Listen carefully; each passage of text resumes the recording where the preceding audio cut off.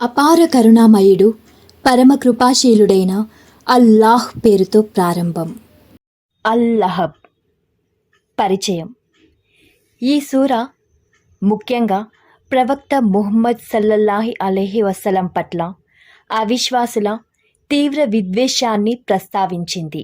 మొదటి ఆయతులో వచ్చిన లహబ్ అగ్నిజ్వాల అన్న ప్రస్తావననే ఈ సూరాకు పేరుగా పెట్టడం జరిగింది.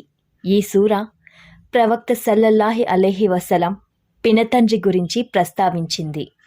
అతడి అహంకారాన్ని, సంపద చూసుకొని గర్వించడాన్ని అబూ లహబ్ భార్య ప్రవక్త ముహమ్మద్ సల్లల్లాహు అలైహి వసల్లం పట్ల ప్రదర్శించిన తీవ్రమైన ద్వేషాన్ని తెలియజేసింది. అబూ లహబ్, అతడి భార్య ఇద్దరికీ పరలోకంలో తీవ్రమైన శిక్ష తప్పదని తెలిపింది. ఈ సూరాను సూరతుల్ మసద్, సూరాయే తబ్బత్ అని కూడా అంటారు. పూర్వరంగం బంధుమిత్రులకు దైవ ధర్మాన్ని పరిచయం చేయమని దేవుడు తన ప్రవక్త సల్లల్లాహు అలైహి వసల్లంకు ఆదేశించినప్పుడు ఆయన సల్లల్లాహు అలైహి వసల్లం సఫా కొండపైకెక్కి యా సహబా అని బిగ్గరగా నినాదించారు. ఇలాంటి పిలుపును అరబ్బులు ప్రమాద సంకేతంగా తలపోసేవారు. అందుకే అందరూ హడావిడిగా అక్కడికి తరలివచ్చారు. అప్పుడు దైవ ప్రవక్త సల్లల్లాహు అలైహి వసల్లం అందరినీ ఉద్దేశించి, ఈ పర్వతానికి ఆవలి వైపున ఒక అశ్వదళం మనపై దండెత్తడానికి సిద్ధంగా ఉందని నేను చెబితే మీరు నమ్ముతారా అని అడిగారు.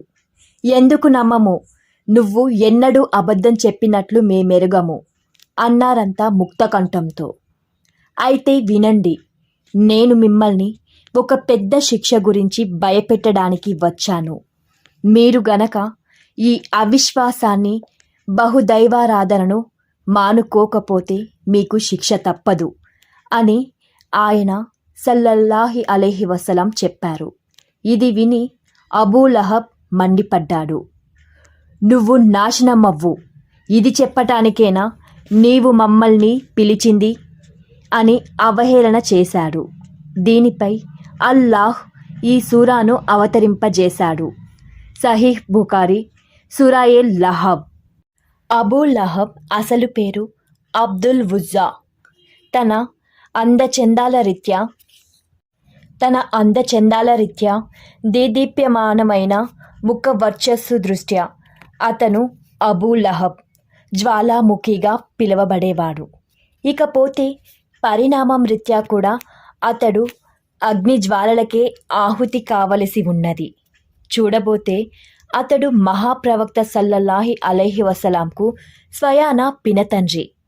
కానీ సైద్ధాంతికంగా మాత్రం మహాప్రవక్త సల్లల్లాహు అలైహి వసల్లంకు బద్ధ విరోధి. అతని భార్య ఉమ్మే జమీల్ కూడా శత్రుత్వంలో భర్తకు ఏమాత్రం తీసిపోదు. సాధారణంగా పెద్ద నష్టం సంభవించినప్పుడు చేతులు విరిగిపోయాయి అంటారు. అబూ లహబ్ పతనాన్ని సూచించే పలుకులు ఇవి. వాడు మహాప్రవక్త సల్లల్లాహు అలైహి వసల్లంను శపించిన సంగతి తెలిసిందే.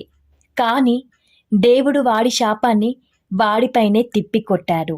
అంతేకాదు, చాలా శీఘ్రంగానే వాడు చావనున్నాడన్న సంగతి కూడా ఈ సూరాలో తెలపబడింది. చెప్పినట్లే జరిగింది కూడా.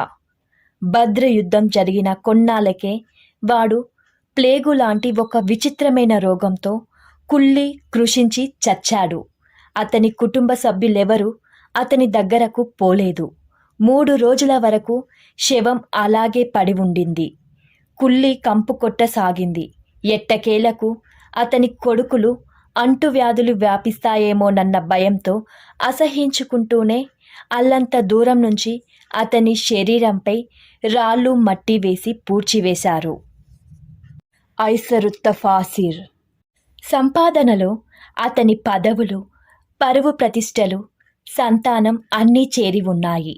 అంటే దేవుడు అతన్ని శిక్షించదలుచుకున్నప్పుడు అతని ఆస్తిపాస్తులు గాని, ఆలు బిడ్డలు గాని, అధికారాలు గాని ఏమీ ప్రయోజనకరం కాలేకపోయాయి.